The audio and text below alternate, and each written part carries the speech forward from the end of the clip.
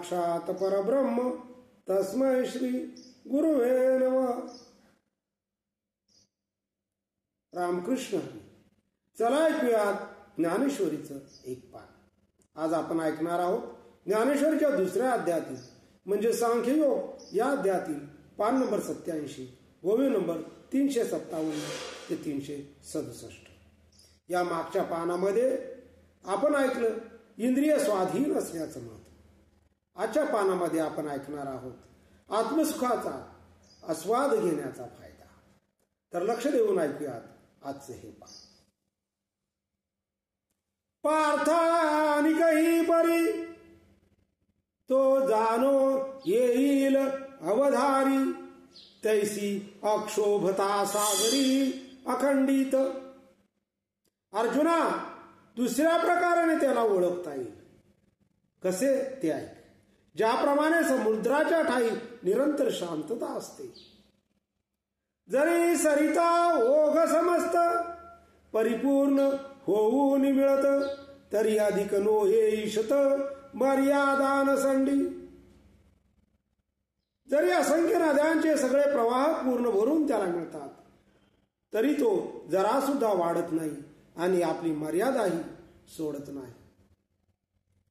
ना तरी ग्रीष्मकाळी सरिता शोषून जाती समजता, परी न्यून्य नव्हे पार्था समुद्र जैसा.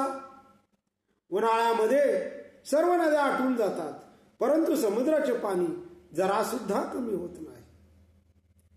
तैसा प्राप्ती रिद्धी सिद्धी तयासी शोभू नाही बुद्धी, आणि न पावतान वादी अधृती तयाते. त्याप्रमाणे अशा सिद्ध पुरुषाला अनायसे रिद्धी सिद्धी प्राप्त झाली तरी त्याच्या बुद्धीला हर्षाचा वेग येत नाही, किंवा त्या मिळाल्या नाही तरी त्याचा धीर सुटत नाही. सांगे सूर्याच्या घरी प्रकाशू काय वाती वेरी, किनल विजय तरी अंधारी कोंडेल तो.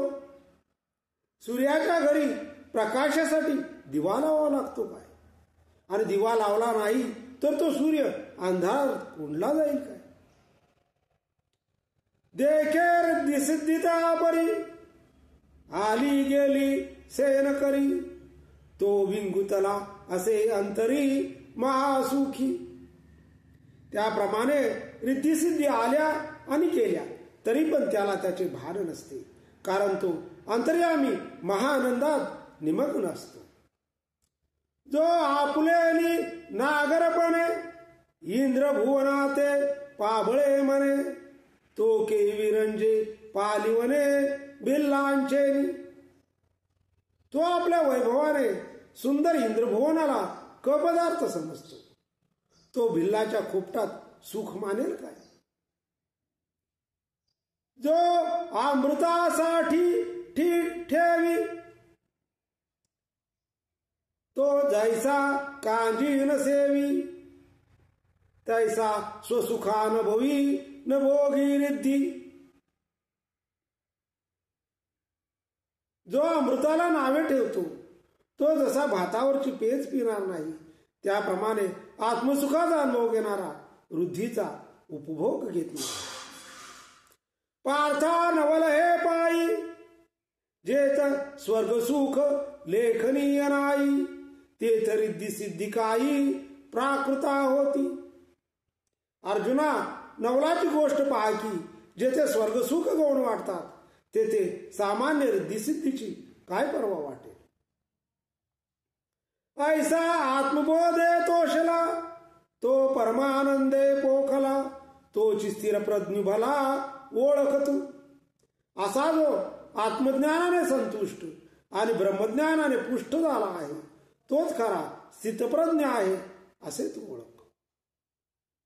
तो अहंकाराते दंडुनी सकळ कामू सांडोनी, विचारे विश्व होऊनी विश्वची माझी. तो अहंकारावर विजय मिळवून सर्व वासनांचा त्याग करून विश्वरूपच होऊन विश्वात संचार करतो. आजचं ज्ञानेश्वरीचं पान इथंच संपलेलं आहे. या पुढचं पान ऐकूयात पुढच्या भागामध्ये.